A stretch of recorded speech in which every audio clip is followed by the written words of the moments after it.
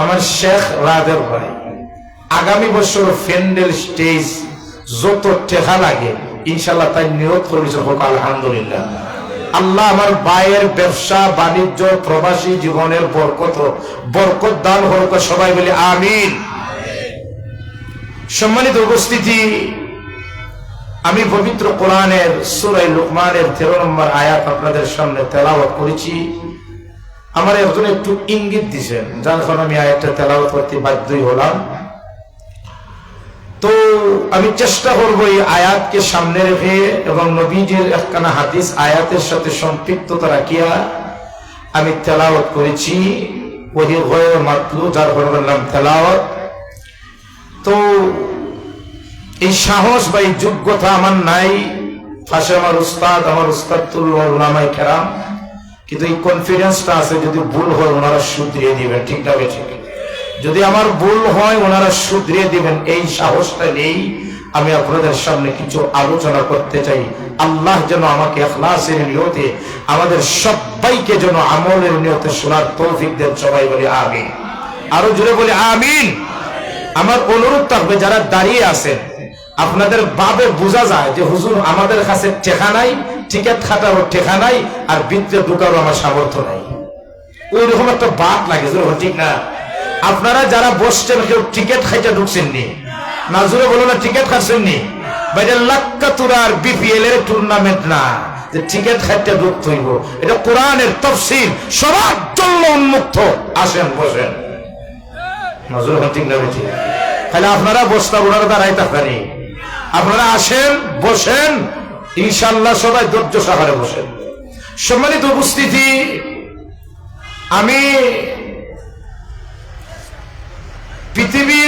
পৃথিবীর মধ্যে আমাদের বাংলাদেশের অনেক যুবক পৃথিবীর বিভিন্ন দেশে তারা স্টুডেন্টস ভিসায় হোক বা কাজের জন্যই হোক তারা ভ্রমণ করে। সব শিক্ষিত অধিকাংশ যুবক বাংলাদেশের শিক্ষিত বিদেশ যায়, নজর ঠিক না ঠিক? একবারে বাংলাদেশের সর্বোচ্চ শিক্ষিত। আপনি যদি ওনাদেরকে জিজ্ঞেস করেন কেন তোমাদের মেধাটা বাংলাদেশ না কাটাইয়া কেন তোমরা বিদেশে যাও, বিদেশ যাওয়ার কারণও আছে না নাই? কারণ আমাদের বাংলাদেশ এমন অবস্থা হয়েছে, আজ বাংলাদেশও মেধাবীদেরকে মেধা স্থান বসায় না, ঠিক না ঠিক? কেন আমার দেশের আজ অধিকাংশ শিক্ষিত যুবক কেন বিদেশে হোস্টেলে ফিয়াজ খাবে? তাদের মেধাকে মূল্যায়ন দেওয়া হয় না। আমাদের দেশে মূল্যায়ন দেওয়া হয়, সে কোন দলের, এটাই সবচেয়ে বড় ইম্পর্টেন্ট বিষয়, ঠিক না ঠিক? যদি দেখা যায় সে আমার দলের, তাহলে তার যদি সার্টিফিকেটও 3 বার ফেলও থাকে অসুবিধা নাই, তার মাস্টার্সের সচিবের মন্ত্রণালয়ের দায়িত্ব দেয়, ঠিক না ঠিক? আর যদি দেখা যায় তার সার্টিফিকেটের মান খুব ভালো কিন্তু আমার দলের না, তার দল কি করে, তার বাপে কি করে, তার শ্বশুরে কি করে, তার রক্ত পরীক্ষা দেখ আমার দলের নেই, এইরকম ভাবে চেক করা, হুজুর ঠিক না ঠিক? যদি দেখা যায় আমার দলের না, যত বড় শিক্ষিত মেধাবী হয় আউট করে তাকে ফেলে দেওয়া হয়, যার কারণে বাংলাদেশের অধিকাংশ যুবক বিদেশ গিয়ে ফিয়াজ খারে, ঠিক না ঠিক? আছে না নাই? এখন আমাদের পলিটিক্যাল যারা দৃষ্টিভঙ্গি বদলান, আগের দেশের উন্নয়ন, এরপরে দল, নাহলে কেন আমার দেশের পদ্মা সেতু হবে, বিদেশ থেকে কেন সিভিল ইঞ্জিনিয়ারিং এসে মাটি পরীক্ষা করার প্রয়োজন? আমার দেশে কি বুলেট কলেজ নাই? কেন অন্য দেশে ইঞ্জিনিয়ার আনা হবে? আমার দেশে তো সিভিল ইঞ্জিনিয়ার যোগ্যতা যুবক নাই, শত শত আছে, কিন্তু তাদের মেধারে যোগ্য স্যার বসানো হয় না। যাই হোক, এই সমস্ত যুবকদেরকে যদি বলেন দেশ আর আসবে না, এখন না, কেন? বাংলাদেশ এটা সভ্য দেশ না। কোন দেশ সভ্য? ইউরোপ কান্ট্রি সভ্য, কানাডা সভ্য, জাপান সভ্য, আমেরিকা সভ্য, লন্ডন সভ্য। আমাদের যুবকের মুখ থেকে এমন কথা বের হয় না, হয় না? না জোরে বলুন না।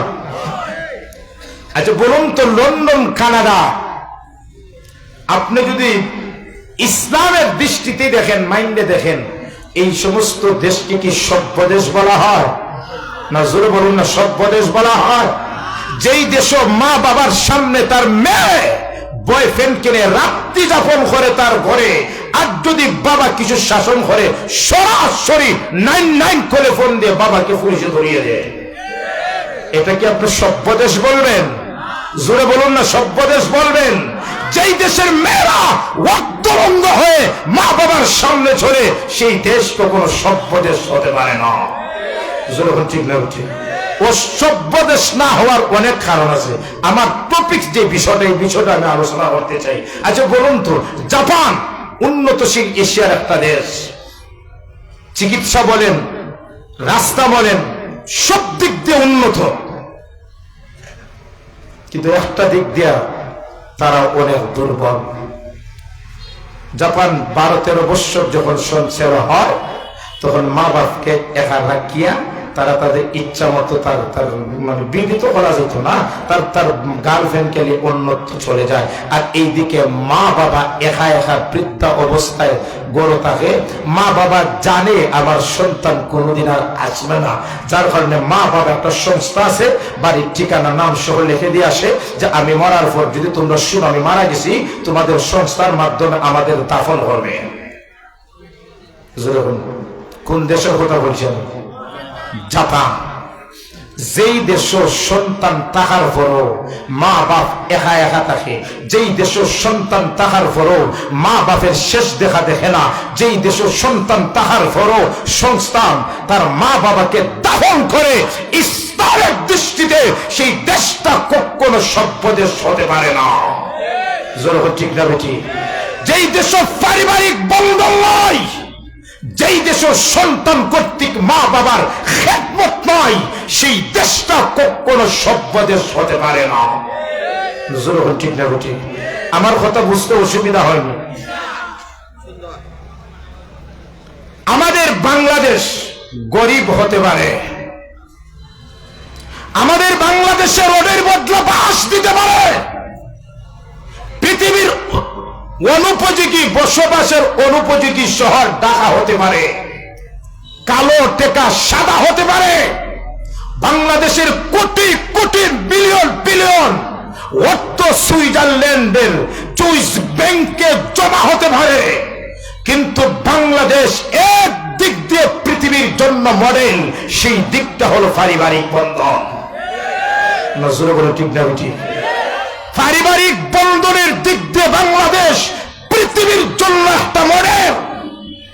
এখনো একজনের উপার্জন, বড় ভাইয়ের উপার্জনে শুধু ভাই বোন মা বাবা সবাই কিনে, এখনো পারিবারিক বন্ধন আছে। ঠিক না ঠিক? পৃথিবীর আর কোন দেশ নাই একজনের উপার্জনে সারা পরিবার চলবে, পৃথিবীর নজির নাই। একমাত্র আমার বাংলাদেশ একজনের উপার্জনে সারা পরিবার চলে। ঠিক না ঠিক?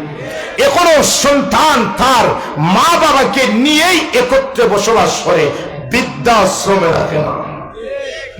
ঠিক না ঠিক? এই পারিবারিক বন্ধনটা আমরা ঠিকাইয়া রাখার দরকার আছে না নাই? নজরে বলুন না, আছে না নাই? আমাদের এলাকায় সমাজে বৃদ্ধাশ্রম চালু হোক, এটা আমরা চাইনি। জুড়ে বলে চাইনি।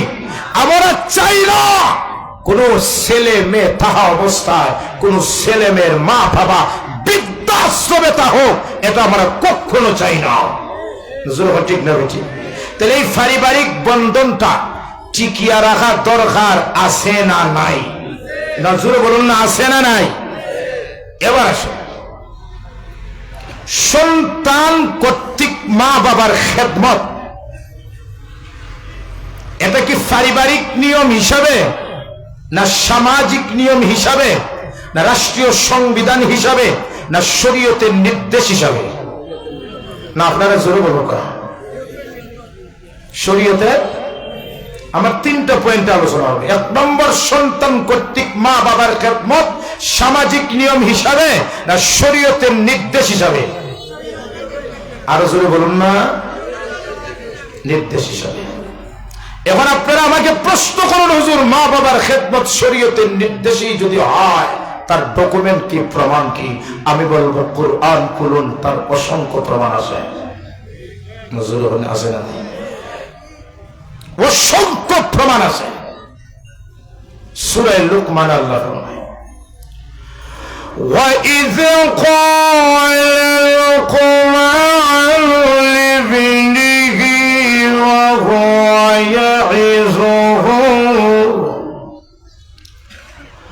وَهُوَ يَعِظُهُ يَا بُنَيَّ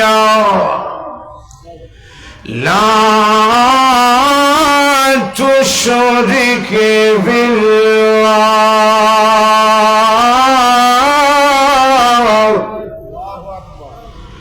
إِنَّ الشِّرْكَ لَظُلْمٌ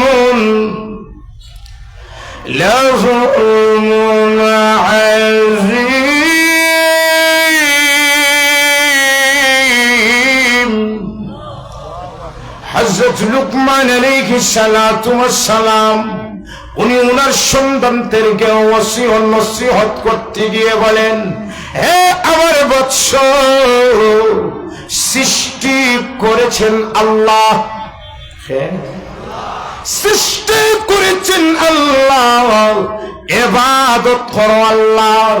আল্লাহর ইবাদত করতে গিয়ে আল্লাহর সাথে শিরক করিও না, কারণ শিরক হলো মহা বড় পাপ। মুজরিম ঠিক না বেটি? শিরক মহা বড়। এরপরে যে আয়াত, এটা লুকমান আলাইহিস সালাতু ওয়াস সালামের নসিহত না, দুই উপদেশের মধ্যখানে আল্লাহ আর একটা নির্দেশ দিয়েছেন। নিজে বাপের পিতা আমার খেদমত করো। আল্লাহ লুকমান আলাইহিস সালাম বলছেন আল্লাহর হক, আর এরপরে আল্লাহ নিজের পক্ষ থেকে বলছেন, ও পৃথিবীর মানুষ, আল্লাহ ফরমায়েন, ওয়া ওয়াসাইনাল ইনসানা বিওয়ালিদাইহি।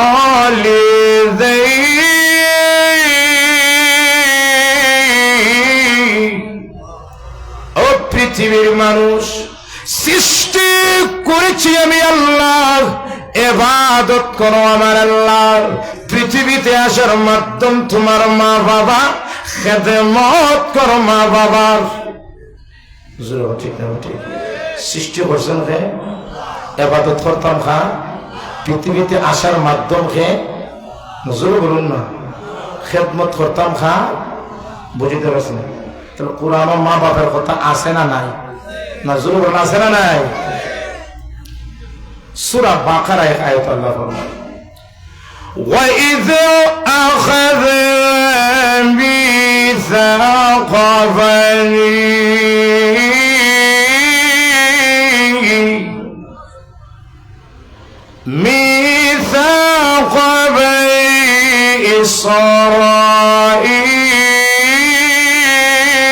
إسرائيل لا تعبدون إلا الله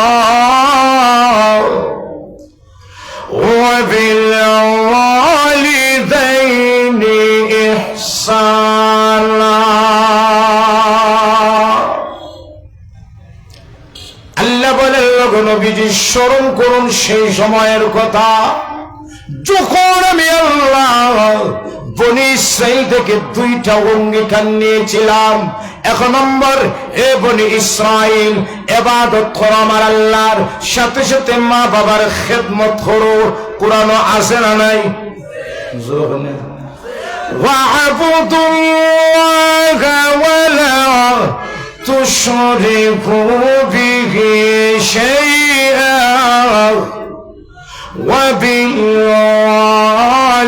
وبالوالدين إحسانا।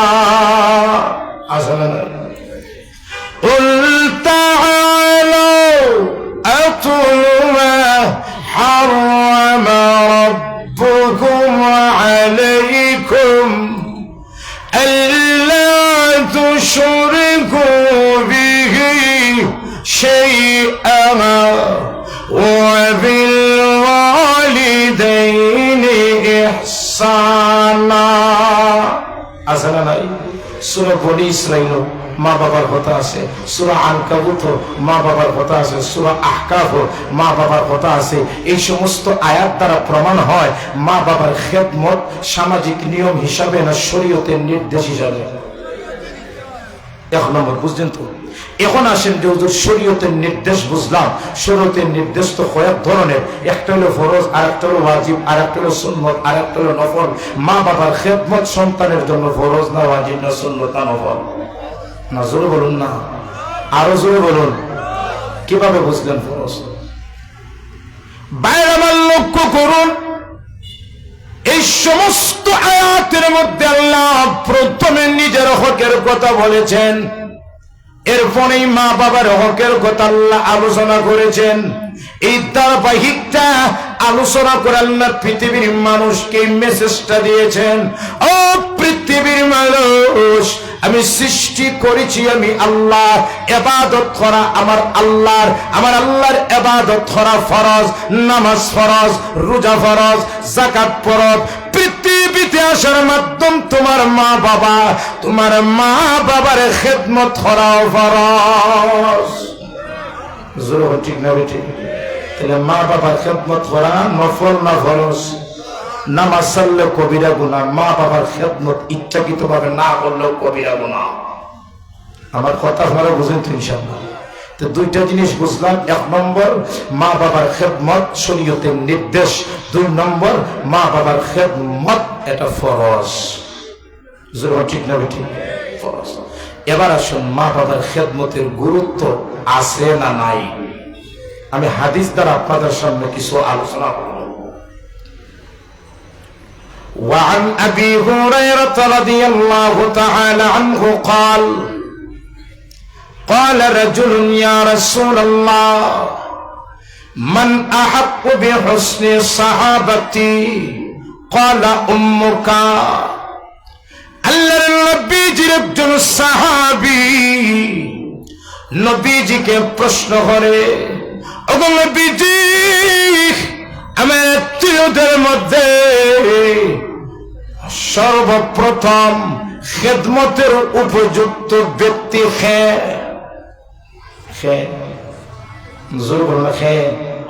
না না, যারা কইছে না ঠিকই কইছে না, কারণ তাদের বিচার হইতে পারে কোরআনের মাহফিল। আমরার কাছে আমার মা বাবার দেখিয়া শ্বশুর শাশুড়ির খেদমতের গুরুত্বটাই বেশি। জোর হইলে ঠিক না বেঠি? না জোর হইলে ঠিক না বেঠি? এখন অধিকাংশ যুবক আমাদের কাছে আমাদের মা বাবার চেয়ে শ্বশুর শাশুড়ির খেদমতেই বেশি। যখন শ্বশুর বাড়ি যায় তখন বিবি অ্যান্টিবায়োটিক খাওয়া দে, হোর বাড়ি যাইতে একটু ভালো হয়ে বুঝিয়ে নিল, তখন 20,000 টাকা খরচ হয় শ্বশুর বাড়ি যায়। নজর হলে ঠিক না বেঠিক? আর দাহা থেকে যখন বাড়ি আসে তখন দোকানের সামনে ইস্তেহাত করে, ইস্তেহাতের দরজা তো কেমন খোলা, ইস্তেহাত করে মা বাবার জন্য নিলেও খুশি, না নিলেও খুশি, সুতরাং নেওয়ার দরকার নাই। ঠিক না বললেও ঠিক, এরপরে ঠিক কথা না। আমার কথা বুঝুন না, 20,000 টাকা শ্বশুর শাশুড়ির জন্য বিয়ে করতে পারে, আর মা বাবার আসার পরে ইস্তেহাত হয়ে আমাদের বাদ দেওয়া লাগো নাই, ইস্তেহাত আমার দোষে না। ইস্তেহাত না দেওয়াটাই বালা। এরকম যুবক আছে না নাই? অথচ যুবক আল্লাহর নবীর সাহাবী নবীকে জিজ্ঞেস করে, মান আহাক্কু বিহুসনি সাহাবাতি, আল্লাহর নবী পৃথিবীর মধ্যে সবচেয়ে খেদমতের উপযুক্ত ব্যক্তি হে? আল্লাহর নবী সর্বপ্রথম বললেন, ক্বালা উম্মুকা, ওরে সাহাবী, পৃথিবীর মধ্যে আত্মীয়দের মধ্যে সব খেদমতের উপযুক্ত তোমার গর্ভধারিণীর মা। আর জোর হলে সুবহানাল্লাহ। ওই সাহাবী দ্বিতীয়বার আবার প্রশ্ন করেন, কুলতু, ওই সাহাবী দ্বিতীয়বার আবার প্রশ্ন করেন, ওগো নবীজি, এরপরে খেদমতের উপযুক্ত কে? আল্লাহর নবী দ্বিতীয়বার বললেন, তোমার মা। জোরে বলে সুবহানাল্লাহ। ওই সাহাবী তৃতীয়বার প্রশ্ন করে নবীজি, প্রথমবার বলেছি বলেছেন মা, দ্বিতীয়বার বলেছি বলেছেন মা, এরপরে খেদমতের উপযুক্ত। আল্লাহর নবী তৃতীয়বারও বললেন ক্বালা উম্মুকা, তোমার মা। আপনারা যারা বাপ হয়েছেন সুবহানাল্লাহ হয়েছেন না, কারণ আমরা তো কষ্ট কম করি না। আমরা সারাদিন সকালে যাই আর বিকালে বাড়ি পাই, আমরা কথা একটা বার নবীজি হইল না। আর গড়ে টাইনের কথা কয়বা আপনারা মন বেজার করছেন, বাস্তবে ঠিকই আছে। আপনারা খুশি না বেজার না? আরো জোরে বলেন খুশি না বেজার? মহিলাদের সম্মান বাড়ক, এটা আমরা চাই না, চাই না? জোরে বলুন চাই না? ওই পৃথিবীর মানুষ ইসলামের পূর্ব যুগে জাহিলি জামানায় নারীদের কোনো মূল্যায়ন ছিল না।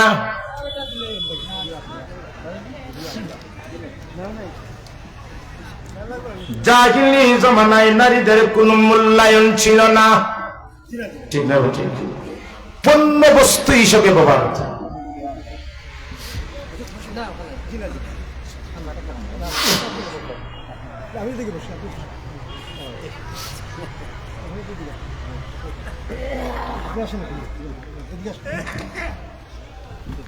নারীর সম্মান বাড়ক, এটা আমরা চাই না, চাই না? জোরে বলুন না।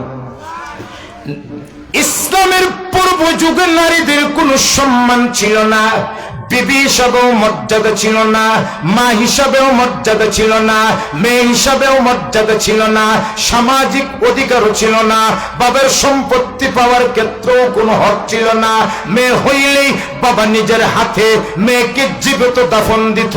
ওয়া ইদাল মাউউদাতু সুইলাত বিআইয়ি যামবিন কুতিলাত, এই আমাকে আয়াত আমাকে বলে জাহিলি জামানায় মেয়ে হইলেই বাবা নিজে দাফন দিয়ে দিত।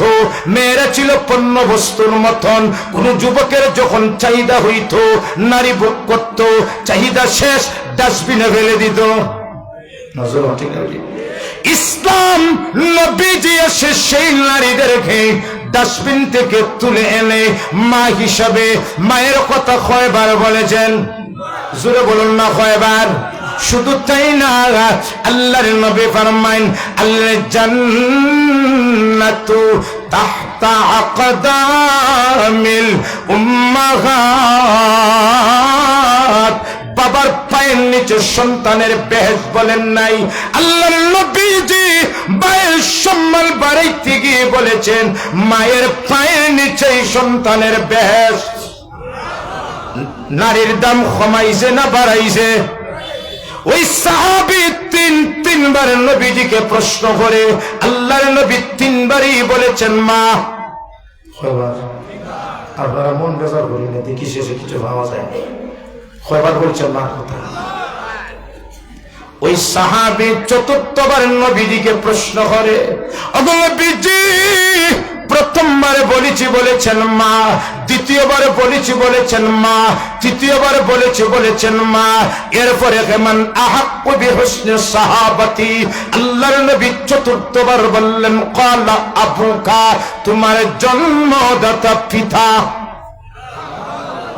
সুবহানাল্লাহ কইতা না, কারণ মনে মনে কইতাছি হুজুর 4 নম্বর সিরিয়াল আমরা রাখছি, 1 নম্বর না 2 নম্বর না 3 নম্বর না, একবারে সুনামগঞ্জের লামা খাসাচ্ছি। খুশি না বেজার? এরপরে হোক আলহামদুলিল্লাহ। আপনার প্রশ্ন করতেন হুজুর এই বৈষম্যর জন্য কত আন্দোলনে আমরা করলাম, তো মায়ের কথা 3 বার, বাপের কথা 1 বার, কেন নবীজি বৈষম্যটা করলাম? এটা বৈষম্য হয়ে গেছে না? এই বৈষম্যের জন্য এত আন্দোলন। ভাইয়ের আমার লক্ষ্য করুন, কেন আল্লাহর নবীজি মায়ের কথা 3 বার বলেছেন? ও পৃথিবীর যুবক মনোযোগ দিয়ে শ্রবণ করো, কারণ দুনিয়ার প্রত্যেকটা মা তার সন্তানের জন্য 3টা জায়গায় কষ্ট করে। কয়টা জায়গায় গর্ভধারণ করে? জোর না, এটা কষ্ট হন না বেশি? আপনি যত বড় সুপারম্যানই হন না কেন, একটা পাথরের টুকরা 1 ঘন্টা সময় হাতে নিয়ে থাকতে পারবেন না। বেতা করে ফেলে দিবেন, কিন্তু মা তার সন্তানটাকে তিলে তিলে গর্ভধারণ করে যখন সন্তানের 2 মাস অধিক বয়স পেট হয়, মায়ের ক্যালসিয়াম রক্ত খেয়ে সন্তান দিন দিন বড় হয়, আর এইদিকে মা রক্ত এবং ক্যালসিয়ামের অভাবে দিন দিন দুর্বল হয়।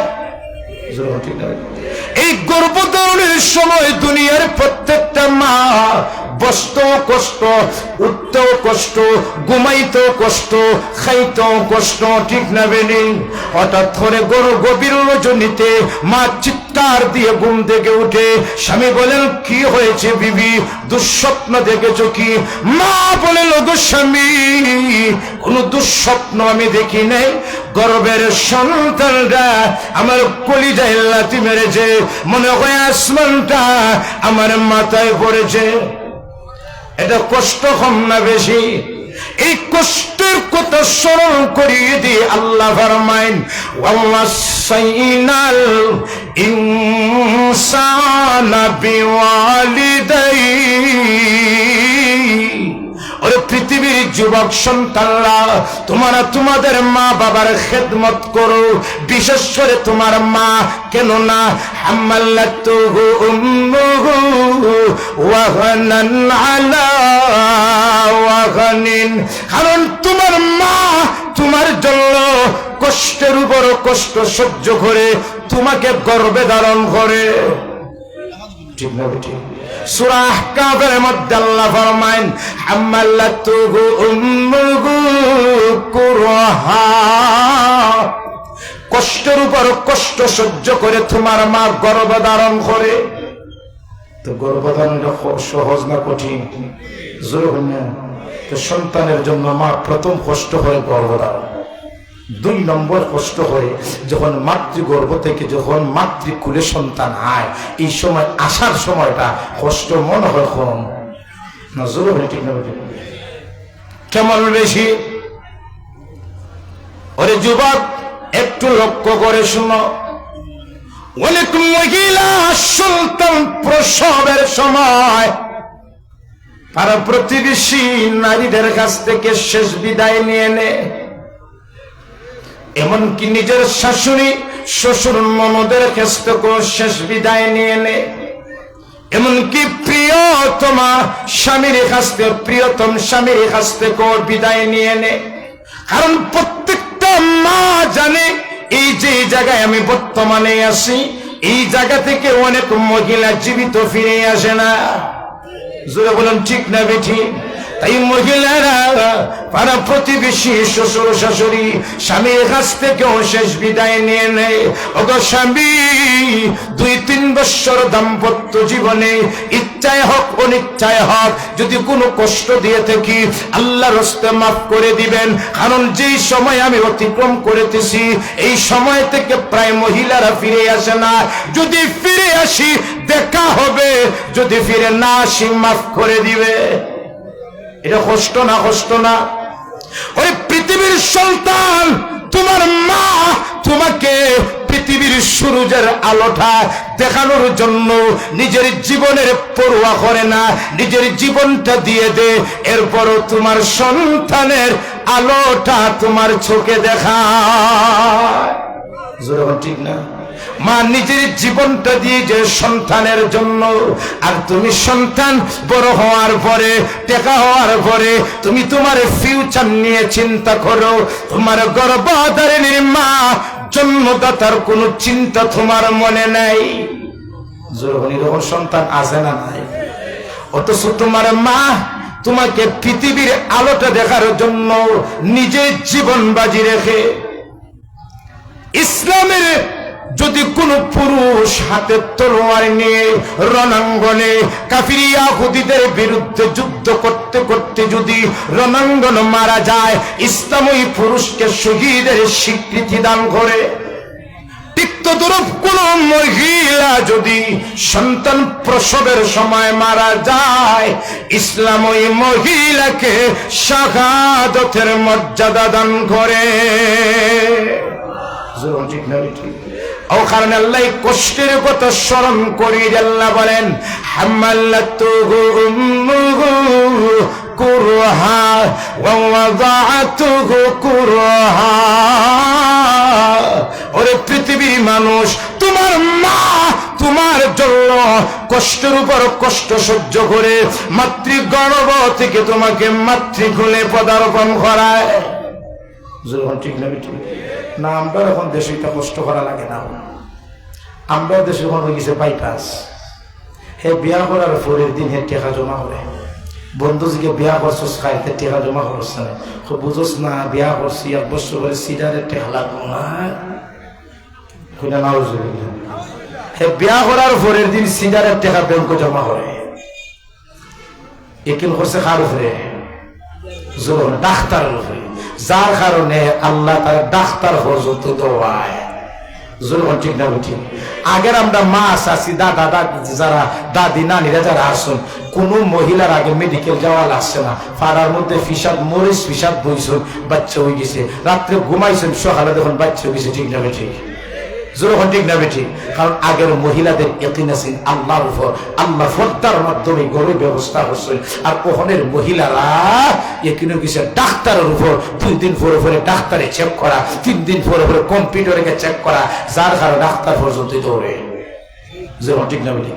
বাংলাদেশ 95% মহিলাদের বর্তমানে মহিলাদের ডেলিভারি হয় সিজারের মাধ্যমে। যখন ঠিক না ঠিক? 1 নম্বর দায়ী আমাদের দেশের প্রাইভেট কিছু ক্লিনিকের হোসাইন নামী ডাক্তারের কারণে। ঠিক না বেটি? অনেক স্বামী তার বিবিকে এই অবস্থায় মেডিকেল যায় আশ্রয়ের জন্য, সান্ত্বনা হওয়ার জন্য, কিন্তু এই সুযোগটাকে ডাক্তার নামে হোসাইরা সুবর্ণ সুযোগ মনে করে, টাকা উপার্জনের মাধ্যম মনে করে, দেখার আগেই বলে তোমার পরিবারের অবস্থা খারাপ, সিরিয়াল হতে। ঠিক না বেটি? যার কারণে 95% বাংলাদেশের মহিলাদের ডেলিভারি হয় সিরিয়ালের মাধ্যমে। ঠিক না ঠিক? 1 নম্বর দায়ী ডাক্তার, ব্যবসা। আর 2 নম্বর দায়ী আপনারা যারা বড় শাশুড়ি আছেন মন দেওয়া করবে না, 2 নম্বর দায়ী হল অতি আবেগী শ্বশুর শাশুড়ি। আমি আর একটু ব্যাখ্যা করি। প্রায় সময় আমাদের দেশের মেয়েরা যারা বাচ্চা প্রসবের সময় বাপের বাড়ি থাকে, ঠিক না বেটি? তখন হালকা একটু বেদনা যদি শুরু হয়ে যায়, শ্বশুরের ফোন, শাশুড়ির ফোন, দামানের ফোন দিতে দিতে কোন অবস্থা নাই। দামান যদি বলে আব্বা একটু সবর হরকা, আল্লাহর উপরে একটু একের হরকা, আল্লাহ ব্যবস্থা করবানে, শাশুড়ি দামান যদি আমার মেয়ের কিচ্ছু ওই যাব লাল ঘরের ভাত খাওয়াইয়া যাও। ঠিক না বেটি? অতি উৎসাহী শ্বশুর শাশুড়ির কারণে অনেক পুরুষরা তার বেবিকে সিজারের মাধ্যমে ডেলিভারি করাইতে বাধ্য। ঠিক না বেটি? অথচ জান কানাডা, জান ইসরায়েল, তাদের দেশে 5% ডেলিভারি সিজারে হয়। 95% মহিলাদের তাদের স্বাভাবিক ডেলিভারি হয়। তাদের মেডিকেলে ডেলি সিজার নিষিদ্ধ, দণ্ডনীয় অপরাধ। কারণ ইহুদিদের চাই একটা ডায়লগ মুসলিম কান্ট্রি ঢুকাইয়া দিছে, ছেলে হোক মেয়ে হোক দুটোই যথেষ্ট, একটা হইলে ভালো, না হইলে আরো ভালো, হানিমুন থাইল্যান্ড। ঠিক না বেটি? আর তাদের দেশও একজন পুরুষের দেখা যায় 6, 7, 8, 10টা, 20টা পর্যন্ত ছেলে আছে। ইসরায়েল ইহুদিদের উদ্দেশ্য মুসলমানের সংখ্যা দিন দিন কমক, আমাদের ইসরায়েলের সংখ্যা দিন দিন বাড়ক, গাজা দখল করে নিব, পূর্ব জেরুজালেম দখল করে নিব, ফিলিস্তিনটা আমাদের অধীনে নিত। ঠিক না বেটি? আর আমাদের মুসলমানরা এখন সন্তান কম নেই। যদি দেখা যায় 3-4 জন সন্তান হয়ে গেছে, হের হলো আসে, হে যদি আল্লাহর মাল 6 জন, হে 80 দেখো। ঠিক না বেটি? আর যত সন্তান কম নেই অত আধুনিক। আবার দেখ আমার 2টা সন্তান, আমি স্মার্ট, আধুনিক। ঠিক না বেটি? অত আল্লাহর নবী ফরমাইন, কিতাবুন নিকাহ, মিশকাত শরীফ কিতাবুন নিকাহ ঠিক মধ্যখানো হাদিস, আল্লাহর নবী ফরমান তাজাওয়াজুল ওয়াদুদাল ওয়ালুদ। ও মুসলমান যুবকরা, যে মেয়ে স্বামী ভক্তি হয়, যে মেয়ে সন্তান বেশি দেয়, এমন মেয়ে দেখে তোমরা বিবাহ করো। ঠিক না? কয়টা গুণ দেখতে হয় মেয়ের? কয়টা গুণ? যে মেয়ে স্বামী ভক্তি, স্বামীকে মহব্বত করে নেওয়ালা, যেই মেয়ে বেশি সন্তান দে, এমন মেয়েকে বিবাহ করো। কয়টা গুণ? যুবক কয়টা গুণ? আমাদের দেশে যুবকরা গুণ ইতাত নাই। আগে দেখে বাবা দেখ ভাই মেয়ের ধনী নি, 2 নম্বর মেয়ে সরকারি চাকরিজীবী নি, 3 নম্বর মেয়ের ঘর ঠিক আছে নি, 4 নম্বর মেয়ে দেখতে স্মার্ট নি, 5 নম্বর মেয়ে উসালাম বানি, 6 নম্বর মিডিয়াম স্বাস্থ্য নি। ঠিক না ঠিক? যখন ঠিক না ঠিক? অত সাল্লাল্লাহু নবী ফরমান, ওরে যুবক, তাজাওয়াজুল ওয়াদুদাল ওয়ালুদ, যে মেয়ে প্রতিভক্তি হয়, স্বামীকে মহব্বত করে, যে মেয়ে সন্তান বেশি দে, এমন মেয়ে দেখে দেখে তোমার বিবাহ করো। ঠিক না ঠিক? এখন আপনি আমার প্রশ্ন করেন, হুজুর বিবাহ করার আগে বুঝতাম কি লেখান এই মেয়ে জরি না 3 জন না 4 জন না 10 জন, বিয়া করার পরে না বুঝতাম সন্তান কম না বেশি। হুজুর ঠিক না ঠিক? বিয়ার আগে বোঝা যাইব না, বিয়ার পরে। অথচ আল্লাহ নবী বলছেন যে মেয়ে বেশি সন্তান দে এমন মেয়েরে বিয়া করো। বিয়া করার আগে তো বোঝাইতো না, পরে না বোঝাইতো। হাদিসের ব্যাখ্যা কি? ব্যাখ্যা আছে না নাই? মিশকাত শরীফের সূরা মিরকাত আল্লামা মোল্লা আলী কারি রাহমাতুল্লাহি আলাইহি বলেন, যেই মেয়েকে তুমি পছন্দ বিয়া করার ইচ্ছা, ওই মেয়ের মার দিকে তাকাও। যদি দেখা যায় মেয়ের মা মেয়ের বাবাকে বেশি মহব্বত করে, তাহলে বুঝবে এই মার ঘরের এই মেয়ে তার স্বামীকেও মহব্বত করবে। ঠিক না বেটি? যদি গাছ ভালো হয় ফল ভালো, যদি গাছ ভালো না হয় ফল ভালো হবে না। যদি মা তার বাবাকে মেয়ের বাবাকে মহব্বত করে, বুঝবেন এই মার ঘরের এই মেয়ে তার স্বামীকেও মহব্বত করবে। 2 নম্বর, যে মেয়েকে তুমি বিবাহ করবে ওই মেয়ের মার দিকে তাকাও। যদি দেখা যায় মেয়ের মা সন্তান বেশি দিয়েছে, তাহলে বুঝবে এই মার ঘরের এই মেয়েও সন্তান বেশি দিবে। যখন ঠিক না? ওই মেয়ের বড় বোন যদি তাকে বড় বোনের দিকে তাকান, ওই মেয়ের খালা যদি তাকে খালার দিকে তাকান, যদি দেখা যায় মা খালা বড় বোন সন্তান বেশি দিয়েছে, স্বামীর মহব্বত করে, তাহলে বুঝবে এই মেয়েও সন্তান বেশি দিবে, স্বামীকেও মহব্বত করবে। ঠিক না ঠিক? এই 2 গুণ দেখে বিয়া করবা তো আর জোর করবাই না। কেন?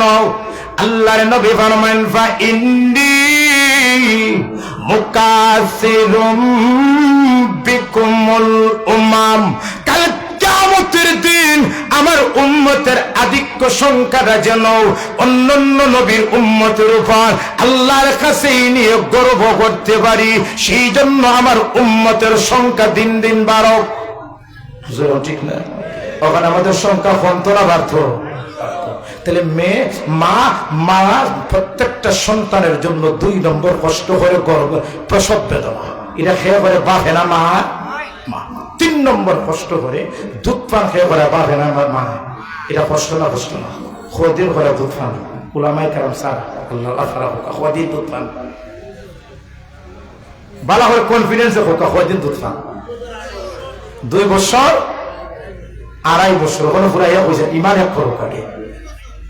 2 বছর আমি আয়াত বলি, আল্লাহ ফরমাইন, ওয়া হামলুহু ওয়া ফিসালুহু সালাসুনা শাহরা, গর্ভধারণ এবং দুধ পান দুইটা সময় লেগেছে 30 মাস। গর্ভধারণ দুধ পান দুইটা আল্লাহ বলছে হদিন। এখন গর্ভধারণ হদিন আর দুধ পান হদিন, আপনারা ভাগ করেন। ওই আয়াতের ব্যাখ্যা আরেকটা আয়াত আল্লাহ বলেছেন, ওয়ালিদাতু ইউরজি'না আওলাদাহুন্না হাওলাইনি কামিলাইন,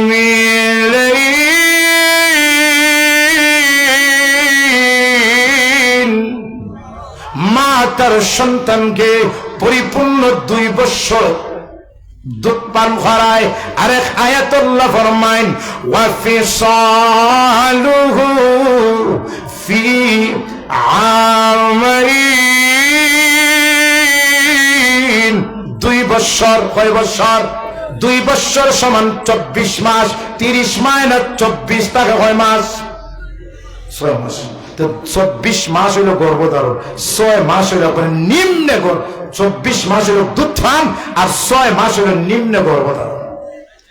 একজন মহিলা তার সন্তান নিম্নে 6 মাস, যদি 6 মাসের আগে ডেলিভারি বা বাচ্চা প্রসব হয়, আপনি বালিশে হেলান দেয়া মনে মনে চিন্তা করে নিবা জমিন আপনার ঠিক আছে, কিন্তু এই জমিনে চাষ করে নিছে আব্দুল করিমে। তাহলে মা প্রত্যেকটা সন্তানের জন্য কয় জায়গা কষ্ট করে? কয় জায়গা? 1 নম্বর গর্ভধারণ, 2 নম্বর ডেলিভারি প্রসব বেদনা, 3 নম্বর দুধপান। মা 3টা জায়গায় কষ্ট করে বিদায়। আল্লাহর নবীজি 3বার হার কথা বলছেন। কোন সম্প্রীতি বা কোন জয়সী নেই। ঠিক আছে, ঠিক আছে। وعن ابن مسعود رضي الله تعالى عنه قال سألت النبي صلى الله عليه وسلم أي الأعمال أحب إلى الله قال الصلاة لوقتها قلت ثم أي؟ قال بر الوالدين قلت ثم أي؟ قال الجهاد في سبيل الله أو كما قال عليه السلام। আল্লাহর নবীজির একজন সাহাবী নবীজিকে প্রশ্ন করে, ও আল্লাহর নবী, আইয়ুল আমালি আহাব্বু ইলাল্লাহ, আল্লাহর কাছে কোন আমলটা উত্তম? আল্লাহর নবী ফরমান, ক্বালা আস-সালাতু লিওয়াক্তিহা, সময় মতো মুস্তাহাব ওয়াক্তি 5 ওয়াক্ত নামাজ আদায় করা আল্লাহর কাছে উত্তম আমল। ওই সাহাবী আবার নবীজিকে প্রশ্ন করে, কুলতু সুম্মা আইয়ু, এরপরে কোন আমল? আল্লাহর নবী ফরমান, বিররুল ওয়ালিদাইন, মা বাবার খেদমত করা আল্লাহর কাছে উত্তম আমল। মা বাবার খেদমত করা কার কাছে উত্তম আমল? শুধু তাই না, মা হাক্কুল ওয়ালিদাইন আলা ওয়ালাদিহিমা, আল্লাহর নবীজিকে একজন সাহাবী প্রশ্ন করে সন্তানের উপর মা বাবার হক কি? আল্লাহর নবী ফরমান, ক্বালাহুমা জান্নাতুকা ওয়া নারুকা, তোমার মা বাবা তোমার জন্য জান্নাত, নতুবা তোমার মা বাবা তোমার জন্য জাহান্নাম।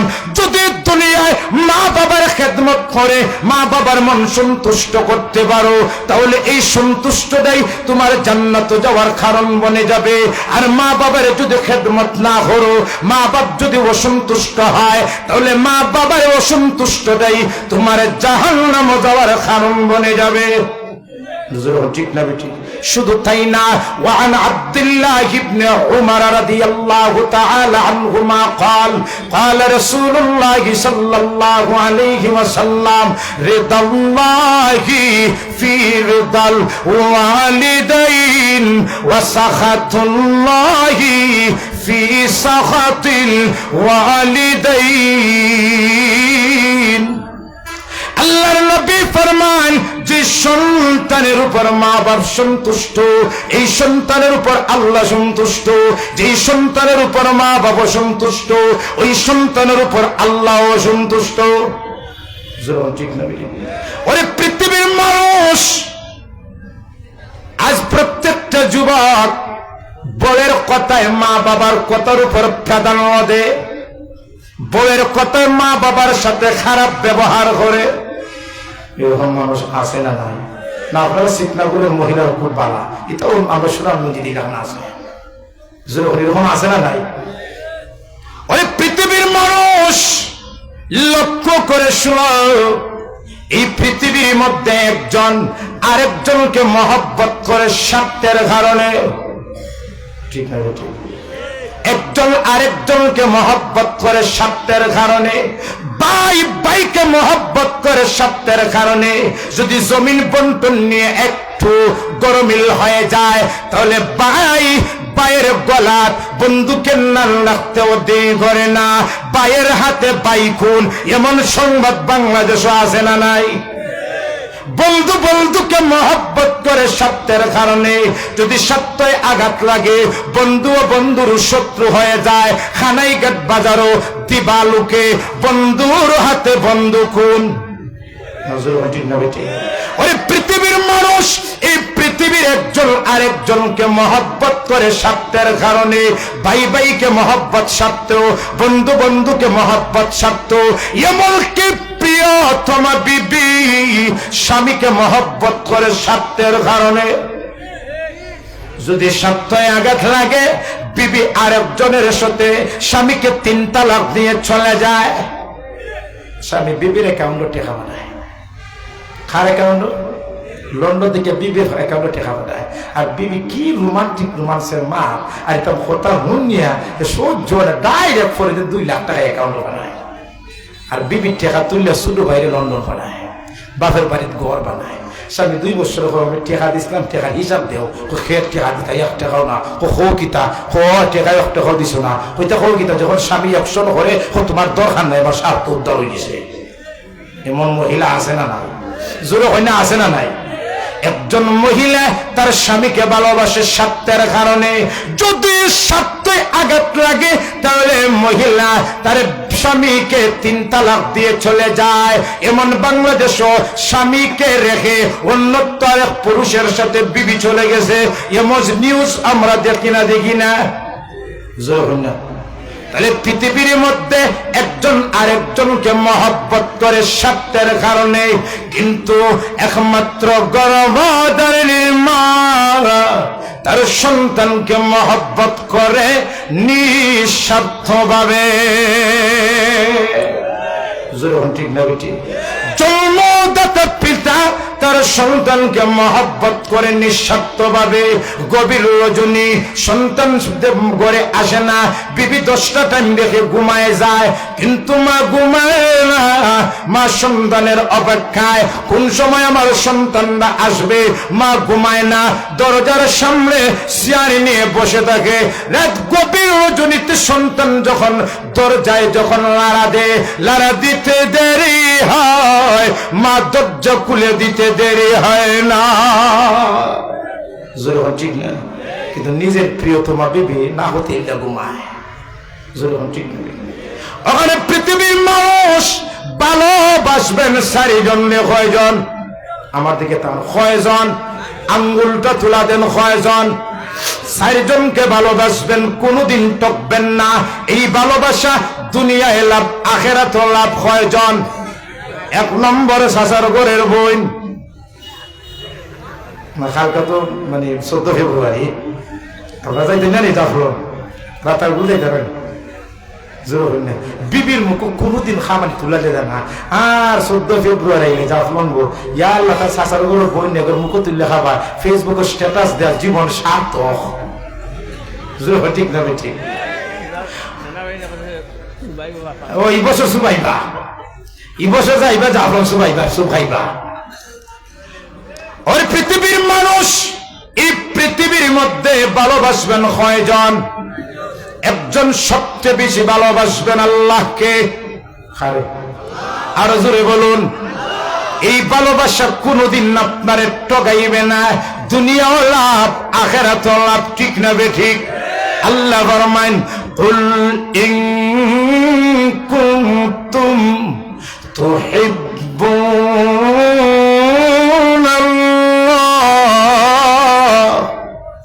ফাত্তাবিউনি يحببكم ويغفر لكم ذنوبكم والله غفور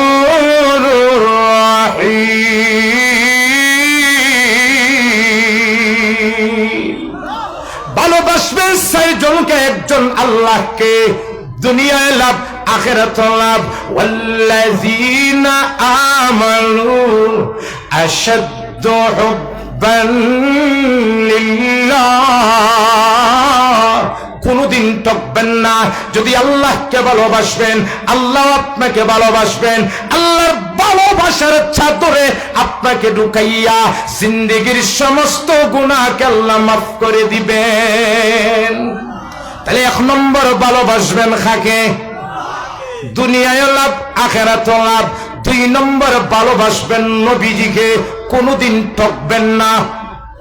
নজর এখন ঠিক না বেঠিক লা ইউমিনু আহাদুকুম হাত্তা আকুনা আহাব্বা ইলাইয়া মিন ওয়ালিদিহি ওয়া ওয়ালাদিহি ওয়ান নাসি আজমাইন। নবীজিকে ভালোবাসবেন, কোনদিন ঠকবেন না, দুনিয়ায় লাভ আখিরাত লাভ। 3 নম্বর ভালোবাসবেন নিজের মা, গর্ভধারিণীর মাকে কোনদিন ঠকবেন না। মা খুশি, আল্লাহ খুশি, আল্লাহ খুশি, ডাইরেক্ট জান্নাত। 4 নম্বর ভালোবাসবেন নিজের জন্মদাতা পিতাকে। পিতা খুশি, আল্লাহ খুশি, আল্লাহ খুশি, জান্নাত রেডি। ভালোবাসবেন কয়জন? আরো জোরে বলুন। 1 নম্বর, 2 নম্বর, 3 নম্বর, 4 নম্বর, আর 5 নম্বর আঙ্গুলটা বন্ধ করেছি।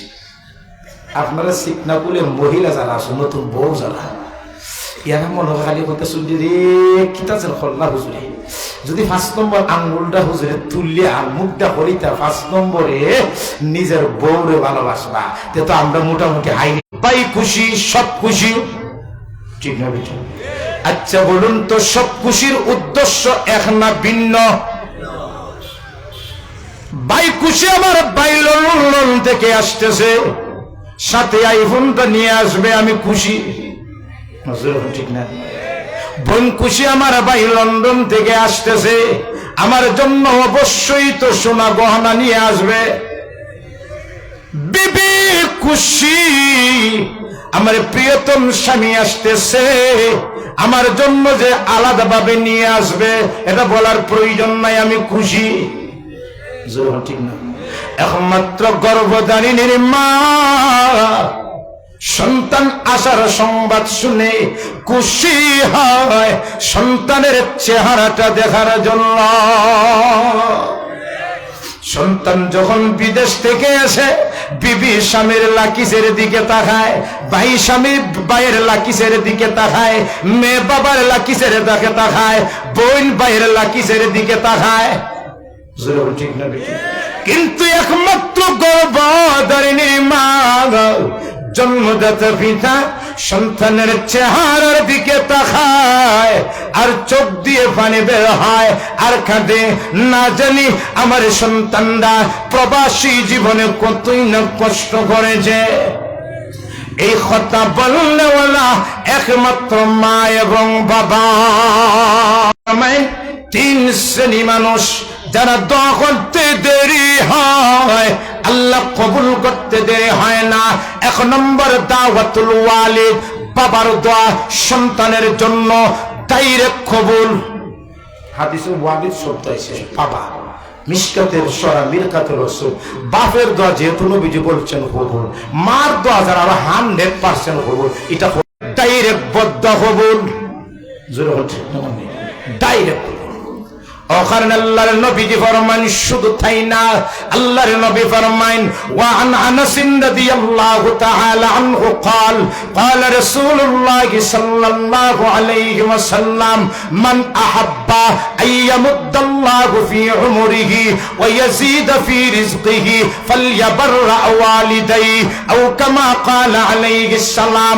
আল্লাহর নবীজি ফরমান, যে সন্তান চায় আল্লাহ তার হায়াত, আল্লাহ তার রিজক বরকত দেব, আল্লাহর নবীজি ফরমান ওই সন্তান যেন তার মা বাবার পিছনে, তার মা বাবার খেদমত করে।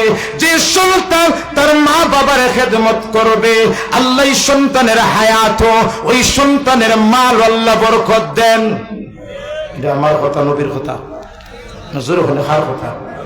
আর আমরা বউরার কত হইল, এরে বিয়া করার 2 দিন পরে এর কোনো চলি ও কিতা, ও তুমি তো বিয়া করছো, 2 দিন পরে তোমার বাচ্চা হইব, বাচ্চাতে স্কুলে হরাই দিব, বাসা বাড়ি লই দিব, ফিউচারের চিন্তা করো। মা বাবার পিছনে বাইরের তোলে অত টাকা দেওয়ার দরকার নাই, টাকা ব্যাংকে জমা করো, ঠিক না বেটি? টাকা কমে যাব, জোর ঠিক না বেটি? আমাদের দেশের মহিলা বলে মা বাবার পিছনে টাকা ব্যয় করো না, টাকা কমে যাবে। আর আল্লাহর নবী ফরমায়, মা বাবার পিছনে টাকা ডালো, আল্লাহ হায়াত বরকত দিবেন, তোমার উপার্জনের মধ্যে বরকত দিবেন। বিবির কথা মানতাম না নবীর কথা? জোরে বলেন, কার কথা? নবীর কথা। وخرن الله النبي فرمان وعن أبي هريرة رضي الله تعالى عنه قال قال رسول الله صلى الله عليه وسلم رغم أنفه رغم أنفه رغم أنفه قيل من يا رسول الله قال من أدرك والديه عند الكبر أحدهما أو كلاهما ثم لم يدخل الجنة أو كما قال الله النبي رحمة النبي তায়েফের জমিন তায়েফের যুবকরা নবীজির উপর নির্যাতন করে নবীজির শরীর থেকে রক্ত রঞ্জিত করেছে। জিব্রাইল বললেন গো নবীজি আপনি খালি ইশারাটা দেন, আপনার শরীরের রক্তের জবাব আমি জিব্রাইল তায়েফের পাহাড়ের মাধ্যমে দিয়ে দিব। আল্লাহর নবী ফরমান ওরে জিব্রাইল আমি নবীজি রাহমাতুল লিল আলামিন, আমি নবীজি রহমত হিসেবে পৃথিবীর মধ্যে এসেছি। তায়েফের এই মানুষরা বুঝে নাই আমার উপরে নির্যাতন করেছে, ভবিষ্যতের প্রজন্ম আমার দিন গ্রহণ করবে, এরপরেও নবীজি বদ্ধ দেন নাই। নজর ঠিক নবী ঠিক, কিন্তু নবীজি এক শ্রেণীর মানুষের জন্য নবীজি একবার না তিনবার রাহমাতুল লিল আলামিন তিনবার বদ্ধ দিয়েছেন। রাগিমা আনফুহু রাগিমা আনফুহু রাগিমা আনফুহু, নবী ফরমায়েন ওই ব্যক্তি ধ্বংস হোক ধ্বংস হোক ধ্বংস হোক। কয়বার? একজন সাহাবী বলেন কিলা মান ইয়া রাসূলুল্লাহ, ওই কোন ব্যক্তি ধ্বংস হোক? আল্লাহর নবীজি ফরমায়েন মান আদরাকা ওয়ালিদাইহি ইনদাল কিবারি আহাদুহুমা আও কিলাহুমা, যে সন্তান তার মা বাবাকে বৃদ্ধ অবস্থায় দুইজন থেকে একজনকে পেল অথচ মা বাবার খেদমত করে সুম্মা লাম ইয়াদখুলিল জান্নাহ, জান্নাতে যেতে পারল না, এমন কুলাঙ্গারের সন্তান ধ্বংস হয়। আমরা এই হাদিসের ভিতরে হতাম না বাইরে থাকতাম? হ্যাঁ ভিতরে মানে আপনার ধ্বংস হইতা না খোকা, আমরা এই বদ্দার মধ্যে নাই। সবাই মা বাবার খেদমত করবা তো ইনশাল্লাহ, আরো যারা করবেন তো ইনশাল্লাহ। শুধু তাই না, জি মাশাআল্লাহ আপনারা একটু একটু সামনে দেয় মাশাআল্লাহ, মানে বেশি মানুষ হয়েছে ফ্যানগুলো জায়গা হইতেছে না, অনেক বাইরে ইনশাআল্লাহ একটু সামনে দেয় মাশাআল্লাহ মাশাআল্লাহ জাযাকাল্লাহ। নারে তাকবীর, ইটা আওয়াজ ইটা 500 ঠিকই আওয়াজ হচ্ছে। কত নারে তাকবীর! গাতের সটি ঠাকুরের মাটি যুব সমাজ, আরো যেরকম যুব সমাজ, যে বাইরে আমার বইয়ে মাশাআল্লাহ বইয়ে কেন সুন্দর লাগে। আমার ওই দিকে বাইরে যারা আছে ওইদিকে জায়গা আছে, জায়গা নাই। আল্লাহ আয়োকে ভাই একটু কষ্ট করে একটু সাইফে সাইফে বই দেই না, শীতের দিন আছে গরম লাগবে ইনশাআল্লাহ, ওর সাথে আর একজন লাগিয়া বই ওইদিকে জায়গা আছে, ওই দেখো অনেক জায়গা আছে মাশাআল্লাহ মাশাআল্লাহ। ওইদিকে আয়োকা আমার দাঁড়াইয়া যারা আমার ভাই আছে আয়োকা ভাই আয়োকা মাশাআল্লাহ আয়োকা মাশাআল্লাহ আয়োকা, ওইদিকে আয়োকা জায়গা আছে। ঠিক আছে আপনারা যারা বসছেন কোনো কথা বলবেন না ইনশাআল্লাহ। বাইরে আমি অনুরোধ করতেছি যারা দাঁড়াইয়া আছেন কষ্ট করে মানে বসে যান ইনশাআল্লাহ। আয়োকা কথা চলবে না বন্ধু জিত না, আরো যেরকম বন্ধু জিত নি ইনশাআল্লাহ, আরো চলতো নি ইনশাআল্লাহ। আচ্ছা وعن عبد الله بن عمرو رضي الله تعالى عنهما قال قال رسول الله صلى الله عليه وسلم الكبائر الإشراك بالله وعقوق الوالدين وقتل النفس واليمين الغموس। আল্লাহর নবীজি ওই হাদিসের মধ্যে 7টি কবিরার কথা বলেছেন। কয়টা? 7টি কবিরার গুনার কথা। কবিরার গুনাহ আরো অনেক আছে, বড় বড় 7টি কবিরার গুনার কথা। আল ইশরাকু বিল্লাহ, আল্লাহর সাথে শিরক করা কবিরা গুনাহ। জুলুম ঠিক না? কার সাথে শিরক করা? আল্লাহর সাথে শিরক করা কবিরা গুনাহ। আচ্ছা কোন মহিলা চায়নি তাইনের স্বামীর মধ্যে আরো কোন নারী অংশীদারিত্ব হোক? জুলুম। আপনার এলাকার মা বোনরা চায়নি, কোন মহিলা এই কথা পছন্দ করে না যে আমার স্বামী তাই আরো কোন নারী অংশীদারিত্ব হোক। জুলুম চায়নি চায়নি কোনদিন মহিলা এটা সহ্য করে না। কোন বিবি তার স্বামী আরেক নারীর দিকে তাকাক, কোন মহিলা এই জিনিসটা সহ্য করতে পারে না। নজর ঠিক না ঠিক? এক মহিলা মারা যাওয়ার আগে স্বামীরে হইয়া গেছে, যে আমি মারা যাওয়ার পরে যতদিন পর্যন্ত আমার কবরের মাটি শুকাইতো না ততদিন পর্যন্ত তুমি বিয়া করতে পারতে না। স্বামী ঠিক আছে। আর আলাদা ভাবে মরার আগে বাইরে কইছে আমি মরা যাওয়ার পরে প্রতিদিন ফজরের আগে বালতি নিয়ে মদ দিয়ে আমার কবরের মাটিটা ভিজাইয়া রাখিস। দুইজনের দুই হতো। স্বামী ফজরের নামাজে গিয়া দেখে খবর ভিজা, পরের দিন এটা দেখে ভিজা, পরের দিনও ভিজা, এখন সপ্তাহে গেছে খালি ভিজাই দেখে। স্বামী কই বৃষ্টি নাই, মেঘ নাই, কিচ্ছু নাই, প্রতিদিন দেখা যায় খালি খবর উপরেই ভিজা, আর কোনো সাইড সব সুখ না, ব্যাপার কিতা? আমার বিবি তো আমার বলছে যতদিন খবর শুকাইতো না ততদিন আমি বিয়া করতাম না, কিন্তু বৃষ্টি নাই ভিজা খেনে। আরেকদিন স্বামী খুব ভোরে 3টার দিকে আইয়া দেখে বালতি থেকে মধ্যে পানি লইয়া তার বিবির পায়ে খবর পানি ঢালে। তুই গীতা কইলা হানি লেখান আমার বইনে হইয়া গেছে, ব্যাপার বুঝছ না, তোর বই নিয়ে তার মরা যাওয়ার পরও তোর বইটা সহ্য হয়েছে না যে আমি আর একটা বিয়া করি। ঠিক না বেটি? একজন মহিলা তার স্বামীর অংশীদারিত্ব আর কোন নারী বড় এটা মহিলা সহ্য করে না। ঠিক না বেটি? আমার আল্লাহ আসমানের মালিক, জমিনের মালিক, পাহাড়ের মালিক, সব কিছু আল্লাহ সৃষ্টি করেছেন। আর আল্লাহ সৃষ্টির ক্ষেত্রে, ইবাদতের ক্ষেত্রে যদি আল্লাহর সাথে আর কাউকে শরীক করা হয়, আমার আল্লাহ এই জিনিসটা সহ্য করেন না। সন্তান দেনওয়ালাকে রাব্বি হাবিলি মিনাস সালিহিন, পয়গম্বর ইব্রাহিম আল্লাহর কাছে সন্তান চেয়েছে, ঠিক না বেটি? সন্তান দেনওয়ালাকে। কিন্তু আমরা যদি সন্তান আল্লাহর কাছে না চাইয়া বাবার কাছে চাই, শাহজালালের কাছে, শাহফরানের কাছে, অমুক ফিরের কাছে, এটা কি শিরিক না? শিরিক না? সন্তান দেনওয়ালাকে। আর যখন কোন মানুষ বাবার কাছে যায়, শাহজালালের কাছে যায়, আল্লাহ বলেন এই শিরিকের গুনাহ আমি আল্লাহ কখনো মাফ করি না। তাহলে শিরিক করা বড় গুনাহ। শিরিক করা কি? আল ইশরাকু বিল্লাহ, আল্লাহর সাথে শিরিক করা কবিরা গুনাহ। ওয়া হুকুকুল ওয়ালিদাইন, বিদ্যুদের জিদ হুকুক। আল্লাহ নবীজি ফরমায়েন বাবার সাথে নাফরমানি করা কবিরা গুনাহ। ওয়া কাতলুন নফস, অন্যায়ভাবে আয়নাগরের মাধ্যমে মানুষ হত্যা করা এটাও কবিরা গুনাহ। যখন ঠিক না বে ঠিক? 4 নম্বর ওয়াল ইয়ামিনুল খুমুস, মিথ্যা কসম করা কবিরা গুনাহ। তাহলে মা বাবার নাফরমানি করা সগীরা গুনাহ না কবিরা? আর জোরে বলুন, কবিরা গুনাহ। শুধু তাই না, আল্লাহর নবী ফরমান লা ইয়াদখুলুল জান্নাতা মান্নানুন ওয়ালা আকুন ওয়ালা মুদমিনু খামরিন। আল্লাহর নবী ফরমায় 3 শ্রেণী ব্যক্তি কখনো জান্নাত যাবে না। কয় শ্রেণী? জোরে বলুন, কয় শ্রেণী? 1 নম্বর, লা ইয়াদখুলুল জান্নাতা মান্নান, যে মুসলমান উপহার করার পরে কুঠা দে। আপনারা জানতে পারেন মাসে কি থাকে কুঠা? বুঝুনি? কুঠা মানে 10,000 টাকা আসপা দিছে, কালকে বাজারে গিয়ে হই যদি গতকাল 10,000 তোরে দিতাম না, তাহলে শ্বাস ফাড়া দিল না তোরে বাজারে মানুষ। উপহার করছে ঠিক, কিন্তু পরের দিন কুটা দিছে। ঠিক না ঠিক? আমাদের সমাজে এমন কিছু মানুষ আছে না নাই?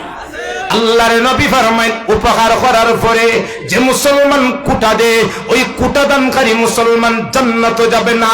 আল্লাহ কি বলেন?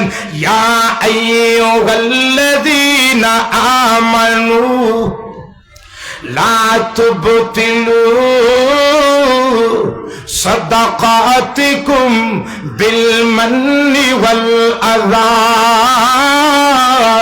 এ মুসলমানরা, কুটা দিয়া তোমারা কুটা দিয়া কষ্ট দিয়া তোমারা তোমাদের দান সৎকারে বরবাদ করিও না। 2 নম্বর, লা ইয়াদখুলুল জান্নাতা আক, মা বাবার নাফরমানি সন্তান, মা বাবার নাফরমানিকারী সন্তান কোনদিন জান্নাতে যাবে না। ঠিক না? আপনি মসজিদের মুসল্লি হতে পারেন, আপনি ইমাম হতে পারেন, হজ করতে করতে যদি 112 হয়ে যায়, দান করতে করতে যদি এলাকার মানুষ কোটিপতিও হয়ে যায়, নামাজ পড়তে পড়তে যদি সীমাহুম ফি উজুহিহিম মিন আসারিস সুজুদ যদি কপালেও দাগও পড়ে যায়, কিন্তু যুক্তিসঙ্গত কারণে যদি আপনার মা বাবা আপনার প্রতি অসন্তুষ্ট হয়, আপনার এই নামাজ, আপনার এই ইমামতি, আপনার এই দান, আপনার এই হজ আল্লাহর দরবারে কবুল হবে না। জোর ঠিক না? কারণ মা বাবা সন্তুষ্ট, আল্লাহ সন্তুষ্ট। শুধু তাই না, ওরে মুসলমান, আল্লাহর নবী ফরমান, যে নেককার সন্তান মা বাবার দিকে মায়ের নজরে তাকায়, আল্লাহ প্রতি তাকবার তাকানোর কারণে আল্লাহ কবুল হজের 70 আমলনামায় দিয়ে দেন। হাত দিকে তাকাই না, আর ফিসাবের দিকে তাকাইলে তো 2 হজ হতো। আল্লাহর নবীর একজন সাহাবী প্রশ্ন করেন, নবীজি, কোন সন্তান যদি দৈনিক 100 বার তার মা বাবার দিকে মায়ের নজরে তাকায়, আল্লাহ কি 100 কবুল হজের সব দিয়ে দিবেন? আল্লাহর নবী ফরমানে, হ্যাঁ। কোন নেককার সন্তান যদি মা বাবার দিকে মায়ের নজরে দৈনিক 100 বার তাকায়, আল্লাহ 100 কবুল হজের সব দিয়ে দিবে। শুধু তাই না, আল্লাহর নবীজি ফরমান, যে সন্তান রাতে আসার পরে মা বাবার বিছানায় গিয়া মা বাবার আনন্দ দে, মা বাবাকে খুশি করে, আল্লাহ নবীজি ফরমান, যতবার খুশি মা বাবা করবে, যতবার মা বাবা হাসবে, প্রত্যেকটা হাসির বরকতে, প্রত্যেকটা হাসির বিনিময়ে আল্লাহ ওই সন্তানের আমলনামায় নফল সাদকার সব দিয়ে দিবে। আমরা সন্তানরা রাত্রে যখন ঘরে ফিরে, মা বাবা ঘুমাইছেন খাইছেন এটা দেখার বিষয় না, তার বউ খাইছেন এটাই হলো মূল পয়েন্ট। না জোরে হলে ঠিক ভাবে ঠিক। কারণ আমাদের সমাজের পুরুষরা যেমন ভাবে বউয়ের কথা মানে, এইরকম যদি মা বাবার কথা মানতো, তাহলে প্রত্যেকটা সন্তান দুনিয়া থাকতে জান্নাতের সার্টিফিকেট নিতে গিয়া। আকর্ষণ বেশি, কিন্তু এই আকর্ষণ এত বেশি বালা না। বউয়ের মহব্বত বউয়ের জায়গা, মার মহব্বত মায়ের জায়গা। দুনিয়ার সমস্ত বউয়ের মহব্বত যদি একদিকে রাখা হয়, মায়ের একদিনের দুধের ফকফুটার মূল্য হবে না। এক সাহাবী তার বৃদ্ধা মাকে কুলো নিয়ে বাইতুল্লাহ শরীফ তাওয়াফ করে নবীজিকে বলেন, ওগো নবীজি, আমার কি মায়ের হক আদায় হয়েছে? আল্লাহর নবী ফরমান, খোদার কসম, তোমার শরীরের চামড়া দিয়ে যদি মার জন্য জুতাও বানাও, এরপরও 1 ফুটা দুধের মূল্য তোমার হবে না। যখন ঠিক না বেটি। আর আমরা বিয়া করার আগে তাকাই এক ধরনের, আর বিয়া করার পরই যায় আরেক ধরনের। একমাত্র কারণ মহিলা। যখন ঠিক না বেটি। মহিলাদের কারণে আজ সমাজে প্রত্যেকটা সন্তান মা বাবার প্রতি খারাপ ব্যবহার করে। 1 নম্বর দায়ী প্রত্যেকটা মহিলার কারণে। ওখানে আমার ভাইয়েরা, বউ মহব্বত হলো বউয়ের জায়গা, মার মহব্বত মায়ের জায়গা। ঠিক না বেটি? ওখানে মারে মহব্বত করা দরকার আছে না নাই? আরো জুড়ে বলেন, আছে না নাই? পয়গম্বর সুলাইমান আলাইহিস সালাতু ওয়াস সালাম আল্লাহ ইলহামের মাধ্যমে না ওহীর মাধ্যমে জানিয়ে দিলেন, ও পয়গম্বর, অমুক সমুদ্রের কাছে যাও, কিছু অলৌকিক জিনিস দেখবে। সুলাইমান আলাইহিস সালাম গেলা, সমুদ্রের মধ্যে তাই দত্ত ফাটাইলা, দেখলা কিচ্ছু নাই। আর একজন গেলা, ফাটাইলা কিচ্ছু নাই। 3 নম্বর গেলা একজন, গিয়া সমুদ্রের তল থেকে সুন্দর একটা গম্বুজ সমুদ্রের তল থেকে বাহির হলো।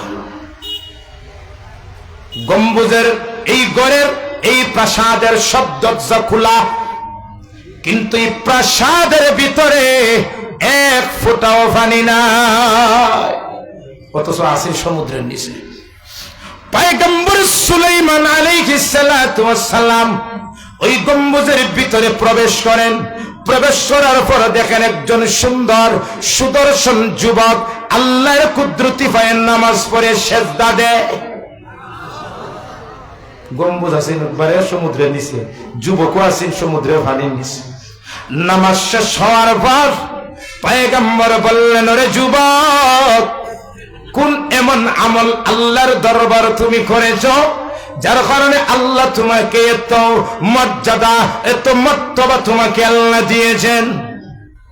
ওই যুবক বলেন, ও পয়গম্বর, আমি কোনো এমন বিশেষ কোনো আমল করি নাই, তবে হ্যাঁ, আমি লাগাতার 70 বছর আমার বৃদ্ধা মা বাবার খেদমত করেছি। আমি মা বাবার খেদমত করেছি।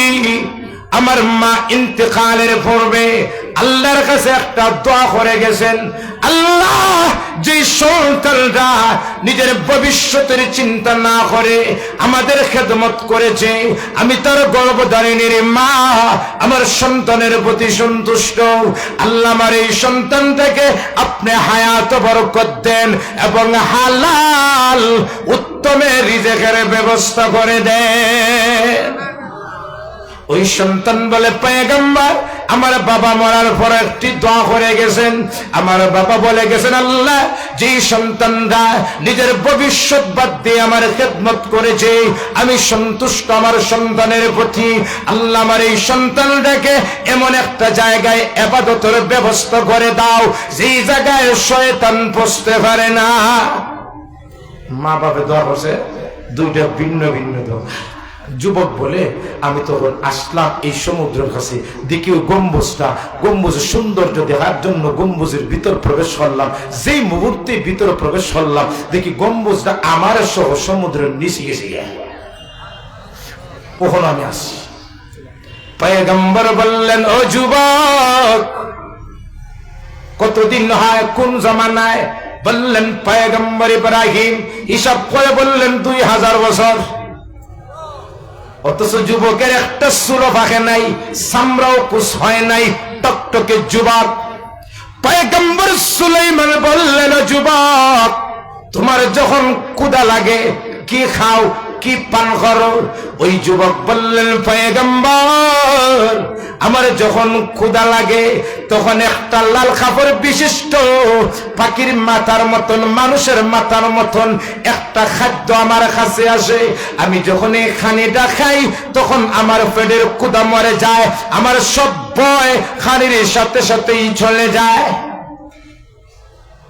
পয়গম্বর সুলাইমান বললেন, আপনি কি দুনিয়ায় বসবাস করতে চান না সমুদ্রের নিচে যান? যুবক বলেন, আমি যে জায়গায় ছিলাম সেই জায়গায় যেতে চাই। সুবহানাল্লাহ। খার দর বরকতে, মা বাবার দর বরকতে, ওর সন্তান হিসাবে মা বাবার দোয়া আমাদের নেওয়া দরকার আছে না নাই?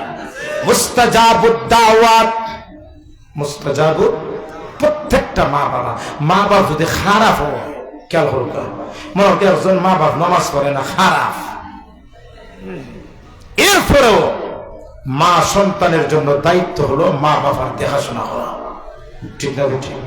আল্লাহর নবীজির শালী হযরত আবু বকর সিদ্দিক রাদিয়াল্লাহু তাআলা আনহুর ছোট মেয়ে আম্মা জান আয়েশার ছোট বোন হযরত আসমা রাদিয়াল্লাহু তাআলা আনহা, আল্লাহর নবীজি ফরমাইন, ওগো নবীজি, আমার মা আসছেন আমার কাছে, আমার ঘরে আসছেন, আমার মা ইচ্ছা হলো আমি আমার মার খেদমত করি, অথচ আমি মুসলমান, আমার মা কাফির, আমি কি আমার মার খেদমত করতে পারি?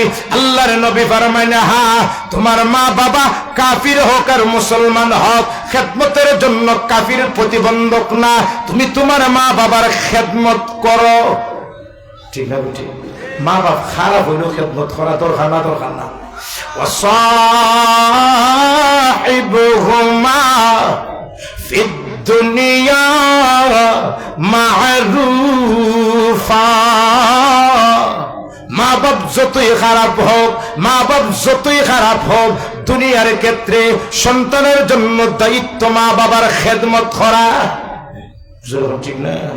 কিন্তু আজকাল আমাদের সমাজ যদি মা বাপ একটু খারাপ হয়, হে পঞ্চায়েত শুক্রবারে মা বাপের বিরুদ্ধে বিচার দে, এমন কুলাঙ্গার সন্তান আছে না নাই? না জোরে হয়, আছে না নাই? আর আমাদের সমাজের কিছু মুরব্বীরাও এই সুযোগটারে হাত ছাড়া করে না, ওটা লৌরে ও পরিবার বাঙ্গার একটা সুযোগ যায়।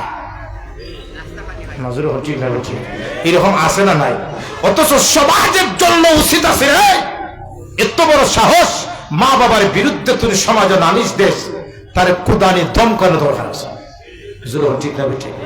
হযরত আবু হুরায়রা রাদিয়াল্লাহু তাআলা আনহু নবীজির কাছে যান, ওগো নবীজি আমি আপনার কাছে আসি, আমি মুসলমান হয়েছি, যার কারণে আমার মা আমার গালিগালাজ করে, আপনাকেও গালিগালাজ করে, কি করতে পারে?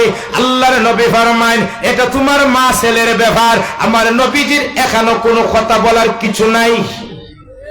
নবীজি বলছেন, তবে নবীজি হ্যাঁ একটা জিনিস করতে হয়, কি? তোমার মার জন্য হেদায়েতের দোয়া আমি করতে পারি। সুবহানাল্লাহ। আল্লাহর নবী আল্লাহুম্মা হদি উম্মা আবি হুরায়রা, নবীজি দোয়া করেন। হযরত আবু হুরায়রা রাদিয়াল্লাহু তাআলা আনহু নবীজির দোয়া রাখিয়া দরমারে, সাহাবায়ে কেরাম বলেন আশ্চর্য, নবীজি দোয়া করেন আবু হুরায়রার মার জন্য, আর উনি দর মারলেন কেন? আবু হুরায়রা চিৎকার দিয়ে বলেন, ও সাহাবায়ে কেরাম, আমার নবীজি আমার মার হেদায়েতের জন্য দোয়া করতেছেন, আমি এই জিনিসটা পরীক্ষা করতে চাই, আমি বাড়িতে আগে পৌঁছি না আমার নবীজির দোয়াটা আগে পৌঁছে? আবু হুরায়রা বলেন, আমি গিয়ে দেখি আমার মা দরজার সামনে সুন্দর খাবার পরিধান করে সুন্দর ভাষায় আমাকে বলেন, বাবা যেই নবীর কাছে তুমি মুসলমান হয়েছো আমাকে নিয়েও সেই নবীর কাছে চলো। হেদায়েত হয়েছে। ওখানে মা বাপ যতই খারাপ হোক, সমাজও কোনো মানুষের কাছে নালিশ দেওয়া যাবে, দিবেননি। ফকিহ আবুল লাইস সমরকন্দি রাহমাতুল্লাহি আলাইহি মা বাবার হক দুই প্রকার বলেছেন। কয় প্রকার? শেষ আমার কথা মন্দ হইল। কয় প্রকার? দুই প্রকার। একটা হলো জীবিত থাকা অবস্থায় মা বাবার হক কি, আর একটা হলো মরার পর সন্তানের পর মা বাবার হক কি। আমি একবার হইলে কথাগুলো বলবো, আপনারা যারা আসুন ভালো করে লক্ষ্য করে শুনবা, ওই কথা হই আমি শেষ করবো ইনশাআল্লাহ তাআলা। ফকিহ আবুল লাইস সমরকন্দি রাহমাতুল্লাহি আলাইহি বলেন, মা বাবার হক কয় প্রকার? দুই প্রকার। জীবিত অবস্থা এক ধরনের হক। এক নম্বর হলো প্রত্যেকটা সন্তান তার মা বাবার খানা দেওয়ার ব্যবস্থা করা। কয় নম্বর হক? এক নম্বর। দুই নম্বর হক হলো মা বাবার টাকার একটা গড়ের ব্যবস্থা করা। তিন নম্বর সন্তানের উপর দায়িত্ব হলো মা বাবার খাবারের ব্যবস্থা করা। ৪ নম্বর সন্তানের দায়িত্ব হলো মা বাবার খানার ব্যবস্থা করা। ৫ নম্বর সন্তানের দায়িত্ব হলো যদি মা বাপ অসুস্থ হয় চিকিৎসার ব্যবস্থা করা। মনে থাকবেন ইনশাআল্লাহ। ৬ নম্বর দায়িত্ব হলো মা বাবার সামনে নরম সুরে বিনীত ভাবে একবারে নরম ভাবে কথা বলা। ঠিক হবে, ঠিক। আমরা সমাজের যুবকের তো বড় শক্তি, তো হ্যাঁ আমি তো সমন্বয়কের একজন সদস্য, তুমি আমার ডরাও নাই। ঠিক হবে, ঠিক। অথচ আল্লাহ ফরমানু আল্লাহ তাকুল্লাহুমা উফফিন ওয়ালা তানহারহুমা ওয়া কুল্লাহুমা কাওলান কারীমা। আল্লাহ ফরমান, ও যুবক ওয়ালা তাকুল্লাহুমা, এমন কোন ব্যবহার না করা যে ব্যবহারে মা বাপ কষ্ট পাইয়া উপশব্দ বলেন, অথবা কোন খেদমত করতে করতে মা বাবার কথার উপর উপশব্দ বলো, এমন কোন কথা না বলা। ওয়ালা তানহারহুমা, মা বাবার সামনে ধমকের সুর কথা না বলা। ওয়া কুল্লাহুমা কাওলান কারীমা, আই লাইনান, মা বাবার সামনে নরম সুরে ভদ্রতার সহিত সুন্দরভাবে কথা বলা। ঠিক না বেটি? মা বাবার ৭ নম্বর, মা বাবার সামনে সামনে না চলা। ৮ নম্বর, মা বাবার জন্য সব সময় দোয়া করা। দোয়া করবেন তো, রব্বিরহামহুমা কামা রাব্বায়ানি সগীরা। ভিডিওটা করবেন তো সবাই ইনশাআল্লাহ, যখন করবেন তো এটা হলো মা বাপ জীবিত থাকা অবস্থা সন্তানের হক। কি বলছি মনে আছে তো? 1 নম্বর মা বাপের দেখাশোনা করা, 2 নম্বর খানার ব্যবস্থা করা, 3 নম্বর অসুখ হইলে চিকিৎসা ব্যবস্থা করা, 4 নম্বর টাকার ব্যবস্থা করা, 5 নম্বর পোশাকের ব্যবস্থা করা, 6 নম্বর মা বাবার সামনে কষ্টদায়ক শব্দ না বলা, 7 নম্বর মা বাবার সামনে ধমকের সুরে কথা না বলবেন তো। আর ফকিহ আবুল্লাহ সমরকন্দি বলেন মা বাবার মৃত্যুর পরে সন্তানের উপর কিছু হক আছে। 1 নম্বর হইল মা বাপ মরার পরে আজ্ঞাও জমা করিয়া সিন্নির জন্য গরু 3টা জব করা আর এমপির চেয়ারম্যান ফেট করে খাওয়াইয়া। নজর ঠিক না ঠিক? আমাদের সমাজও কিছু এরকম 3 দিনের দিন গরু জব করে আর এমপি চেয়ারম্যান নাইনে বড় স্টেজে তুললে খাবায়। ফকির যদি চায় আমারে খাবা কত মাগরিবের পরে আইস। নজর ঠিক না ঠিক? আল্লাহর নবী ফরমান সরি ফকিহ আবুল্লাহ সমরকন্দি বলেন মা বাপ ইন্তেকালের পরে সন্তানের উপর 1 নম্বর হক, মা বাপ ইন্তেকালের পরে সন্তানের জন্য দায়িত্ব হলো মা বাপের কাফন দাফনের ব্যবস্থা করা। 2 নম্বর হইল মা বাবার জন্য যদি মা বাপ ঋণী থাকে মা বাবার রেখে যাওয়া সম্পত্তি থেকে এই ঋণ আদায় করা, বাকি সম্পত্তি যা থাকবে বায়নদের মধ্যে সমান ভাগে বন্টন করা। ঠিক না? কিন্তু বাইরা আমাদের দেশে এমন ঘটনা আছে মা বাবার মরার পর লাশ রাখিয়া সম্পদ বন্টন করে এমন কুলাঙ্গার সন্তান আমার দেশে আছে না নাই? জোরে বলুন না, আছে না নাই? আগে সন্তান আগে সম্পদ বন্টন, এরপরে মা বাবার দাফন। বাংলাদেশে আছে, আমি শুনছি, আছে না নাই? 2 নম্বর 3 নম্বর যদি মা বাপ ওসিয়ত করে যান আমার 1 হেক্টর জমিন ঠাকুরগা এই সিকনাকুল ঘাটের ছবি মসজিদে বা মজরখানা 1 হেক্টর জমিন দিবে, তাহলে সন্তানের জন্য এটা আদায় করা ওয়াজিব। ঠিক না বেটি? 6 নম্বর হলো যদি কোনো ওসিয়ত করা যায়, 4 নম্বর হলো এটা আদায় করা। 5 নম্বর হলো মা বাপ সামাজিক ভাবে যাদের সাথে চলাফেরা করছো তাদের সাথে তুমি ভালো ব্যবহার করা।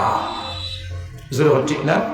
আল্লাহর নবীজির বিবি খাদিজা রাদিয়াল্লাহু তাআলা আনহা ইন্তেকালের পরে খাদিজার যত বান্ধবী আসলা মহিলা আসলা নবীজি মাঝে মধ্যে দুম্বা ছাগল কুরবানি দিয়া খাদিজার বান্ধবীদেরকে নবীজি মাঝে